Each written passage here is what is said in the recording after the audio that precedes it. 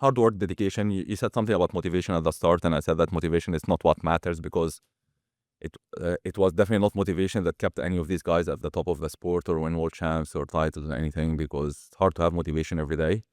But what are you going to do when you're not motivated, right?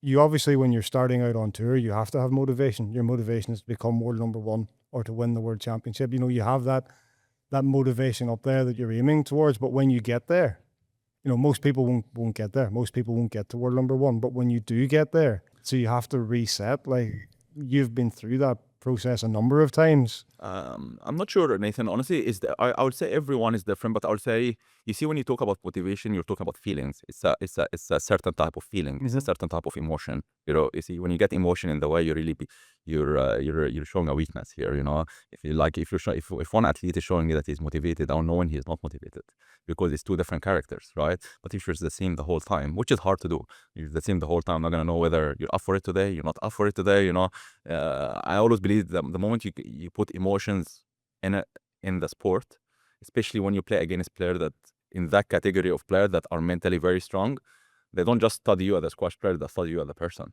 You know, they study you as a person, what makes you happy, what makes you sad, what pisses you off. You know, you're gonna know all these things about your opponents. You know, and it's definitely, I would say it's motivation. I would say it may be excitement when you start the tour.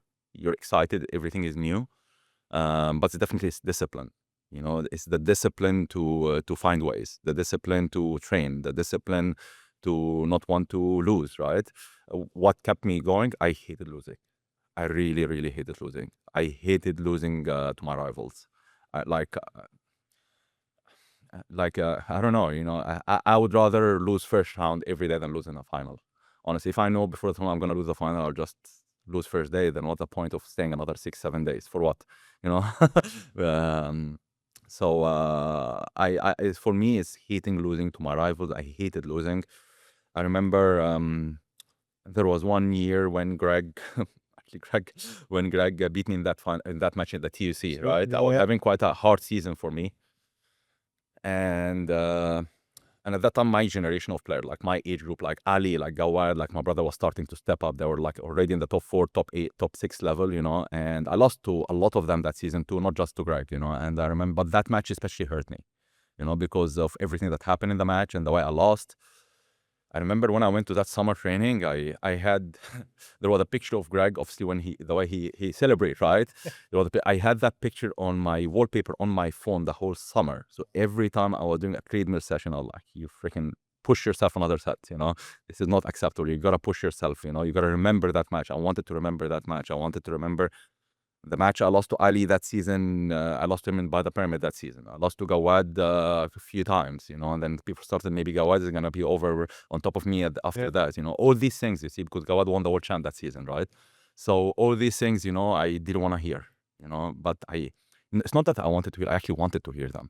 I wanted people to keep saying that, you know, I wanted them to give me a reason, you know, because I've already won almost everything. The only thing was left was the world champ at the time, and I was 26. So hopefully it was going to come, you know.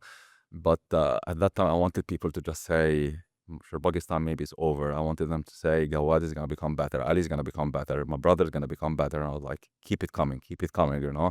That's what, you know, that's what I was going to show. It's not going to happen, you know. And then I remember the scene after I made like 6 finals in a row. I came back to number 1. I won the world champ. I beat all of them, you know, again. And then at 27 till I was 30, 31, I was still, you know, playing at that 1 and 2 ranking, right, with Ali. There's a word that comes to mind, which is obsession. Yeah.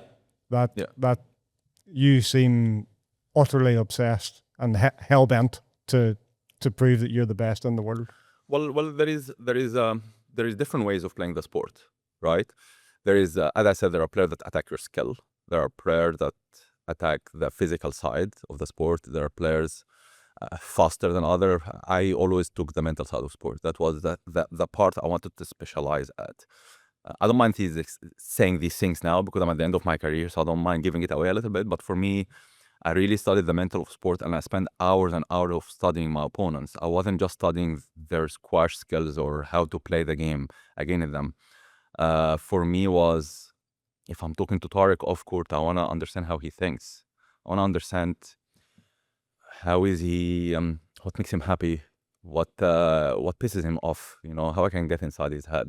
If I'm talking to Ali, if I'm talking to Gawad, even my brother, Paul, all these guys, I wanted to also study the culture of where they come from. That was so important for me because each culture is very different at the end of the day, right? And we all have, like, as people, we're different if we come from the same country, but there will always be few similarities when it comes to emotions, when it comes to where you come from, which culture you come from. You go to New Zealand, for example, they're so laid back, very rarely you find someone from New Zealand not a laid back person. They hate confrontation, for example, so whenever I played polo on court, I'm gonna look to him in the eyes. I'm gonna confront him on court.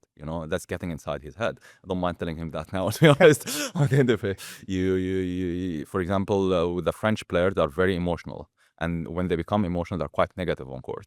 The Egyptians are also emotional, but when they become emotional, they're quite positive on court. That's very two different things. Yeah. So you gotta attack each side very differently. So see, it wasn't just for me about the squash game. It's about how to study and break down the character of each of my opponents. And when I go and play them, I want to break them on court, because I'm not just trying to beat them for today. I'm trying to beat them for the next 10 years. So I gotta invest. So whenever I played Gawad, for example, everyone was trying to play him on his forehand, stay away from his backhand. I'm like, no, hold on a second. I want to beat this guy on his backhand. How can I find a way to beat him on his backhand? So every time he goes on court with me for the next 10 years, he will think, if this guy can beat me in my strength, how the hell am I going to beat this guy? That's investment, But if I play him in his weaknesses, he'll go off court thinking, well, today he controlled the match. He beat me in my weaknesses. Next time, if I control the match and play me in my weaknesses, maybe I can win the match. Then the next match is going to be tough. To beat him at the start of the match is going to be tough again till I break him, Yeah. So it was funny. Like, it's like James as well. I remember last time James beat me was in Seattle for the world champ, and I was so pissed when I lost that match because it cost me a world champ where I was seeded 1-4. And I remember after this match, every time I played James, which was the last time I played him, like 6-7 times after I won all these times. But I remember every time I played him, you know what? I'm going to beat him on the backhand side. I'm going to slow down the pace the same way he slowed down the pace. And I'm going to beat him in his own game. And I did it, because there are different ways of doing it, but it's breaking someone's character. For me, that was the big thing. That relates back to what you said earlier about 80% of your matches you'd won before you'd gone on court because 100%. you'd broken the guy the last time. Broken the mental side of the guy, broken his character down, understood how I can break him and how I can break him. There are very, very few that I found hard to break. Very few. The one that come on top of my head is Ali. That guy was hard to break.